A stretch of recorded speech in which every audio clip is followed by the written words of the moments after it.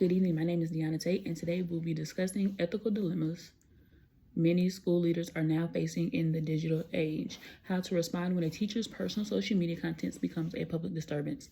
We will discuss how teachers' personal social media posts create dilemmas for school leaders, real world examples like the Oregon TikTok scandal and the teachers getting fired for attending a drag show and posting it on social media, preventive measures teachers can take, and solutions leaders can use that do not always end in termination. This presentation is a look at some of the many ethical challenges school leaders face when teachers' social media activity become a public disturbance. We will be referring to the real-world cases. We will discuss how these situations create dilemmas around professionalism, privacy, community expectations, and teacher constitutional rights. Lastly, we will discuss strategies leadership can take to promote fair, consistent, and ethical decision-making. We will be discussing ethical challenges such as how teachers' personal social media posts create dilemmas for school leaders, real-world examples like the Oregon TikTok scandal, teachers fired for attending a drag show and posting about it, and leadership situations, strategies for fair, consistent, and ethical decision-makings in the school. Our first ethical dilemma takes place in St. Helens, Oregon, with their TikTok allegation that led to a teacher's arrest. A former high school student at St. Helens High School took to social media claims of teacher misconduct at their school. The claim made in the video prompted an investigation by police that ended in 2 teachers getting arrested and charged with sexual abuse. Throughout the teacher's time at the school, there were several warning signs and complaints about the 2 teachers made by students.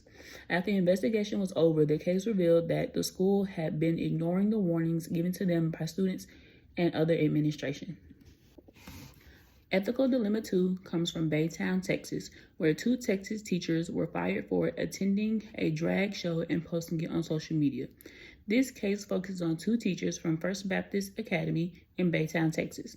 They were fired after attending and posting pictures from a drag show at Hamburger Mary's. The teachers attending the show thought that posting pictures from the show was just having fun and just posting about it. They thought nothing negative about what they had experienced, simply just having fun. Well, the school and the community in which they both taught thought otherwise. First Baptist Academy was a religious-based school that had many regulations, one of which the 2 teachers broke unknowingly. According to the school's handbook, there is a morality clause. This clause requires staff to act in a godly, moral fashion. This clause isn't just for when the staff members are at work, but when they are out in the community and on social media. This case raises questions for administrators and teachers alike on how much control a school should have over a teacher's personal life and online expression. As we age in the digital age, we realize that a teacher does have the right to post parts of their personal life on social media. On the other hand, teachers still have to follow the employer's rules set before them.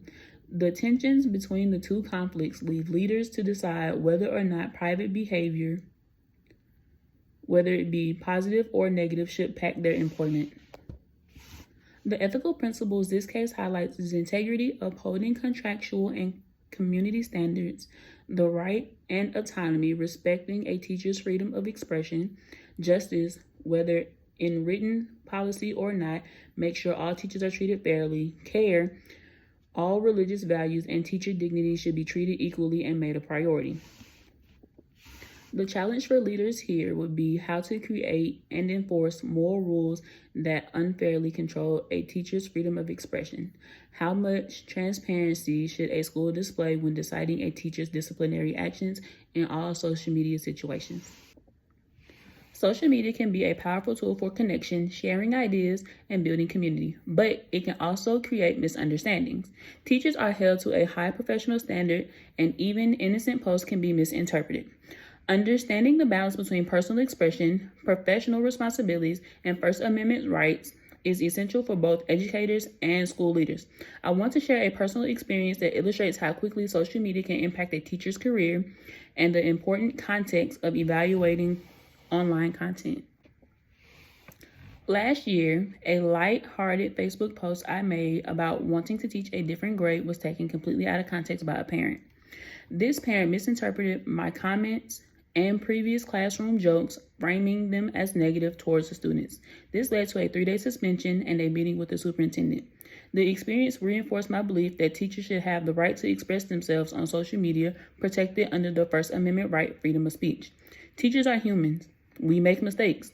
Discipline should be considered by context, intent, and perspective before taking drastic actions. When it comes to teachers posting on social media, school districts should create clear and fair social media guidelines, not just for the teachers, but for the parents and students as well. These guidelines should explain what is and is not okay to post when it relates to the school and student safety. The school should have a digital professionalism training. These trainings could help teachers understand how posts could be misinterpreted, double down on their privacy settings, and setting personal and professional boundaries. Schools should also have a case-by-case review process, not just a broad blanket of punishment. The cases that deserve a case-by-case review are cases that are harm to student, violation of school policy, connection to the classroom, and intent behind the post. These are just some of the many solutions leaders could implement in their schools to prevent social media scandals involving teachers. Now, the real question is, will schools adapt these solutions or change the policies they already have in place to keep their teachers' personal and professional lives separate? At the end of the day, these cases remind us that social media is not going anywhere, and neither are the challenges it brings into the school. But school officials can decide how they want to respond to these challenges. Clear expectations, ongoing trainings, and fair case-by-case decision-making give schools a foundation that protects students without unfairly punishing teachers for their personal lives. These dilemmas are never simple, and no one solution is the answer for every problem. The answer to each special dilemma should be rooted in fairness, clarity, and respect.